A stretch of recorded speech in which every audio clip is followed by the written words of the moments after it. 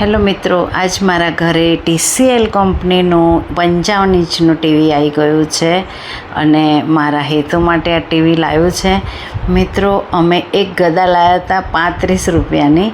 તો એ ગદા જૂના ટીવીમાં મારા હેતુએ મારી એટલે એ જૂનું ટીવી તૂટી ગયું, એટલે આ ટીવી લાવવું પડ્યું. અને એ ગદા 35 રૂપિયાની ગદા અમને 35,000માં પડી.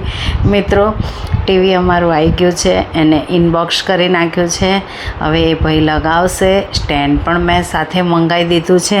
TCL કંપનીની હું એડ નથી કરતી કંઈ, પણ TCL કંપની બહુ સારી છે. સ્ક્રીન સાઇઝ છે એની 138.71 સેન્ટીમીટર અને અમારી જોડે આ ત્રીજું ચોથું ટીવી છે. મારા બાબાની ઓફિસમાં બી 2 ટીવી લાગેલા છે, એટલે બહુ સારું છે. ટીવીનું કામ એની સ્ક્રીનથી માંડીને બધું જ જલ્દી બગડતું નથી. મારી પાસે પહેલાં બી હતું 42 ઇંચનું ટીવી, એ બી સરસ હતું.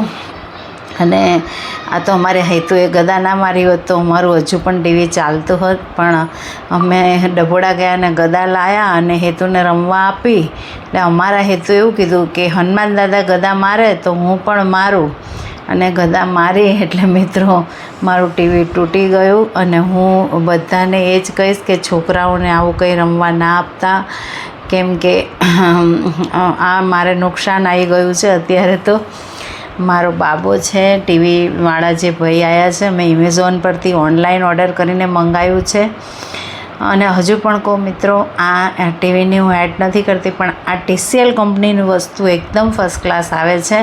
એટલા માટે મેં મારા બ્લોગની અંદર મૂક્યું છે કે આ ટીવી હવે ટીવી થઈ ગયું છે. સ્ટેન્ડનું માપ લઈ લીધું છે, સ્ટેન્ડ લગાવે છે અને કમ્પ્લીટ થઈ જશે એટલે પાછો હું તમને ટીવી લાગેલો ફોટો બી તમને બતાવી દઈશ. એમાં સોંગ અમારા હેતુને રાવડી રાઠોડનું ગીત બહુ ગમે છે, ચિકની કમર પે તેરા મેરા જાદુ ચલ ગયા. એ ગીત સોંગ બહુ ગમે છે, એટલે એ સોંગ વગાડીને તમને હું બતાવી દઈશ કે આ રીતે અમે ટીવી લગાવ્યું. મિત્રો, એટલે એક ગદા અમને 35,000માં પડી. બોલો. તમારા ઘરે નાના છોકરા હોય તો મિત્રો સાચવજો, કેમ કે આ તો સારું નુકસાન થઈ ગયું છે. એનીવે, છોકરાઓ માટે, છોકરાઓને શું બોલીએ, છોકરાઓ માટે બધું જ છે. ને અમારો હેતુ તો હૃદયની તકલીફવાળો છે, એટલે અમે એને કશું નથી કહી શકતા. બીજું છોકરું હોય તો આપણે ધમકાઈએ, પણ આને તો બોલાયો બી નથી. એના હિસાબે છણકો બી નથી થતો અમારા હેતુને. અને ઓલરેડી જો આ ટીવીનું સ્ટેન્ડ છે, સ્ટેન્ડ બી લાગી જ ગયું છે હવે.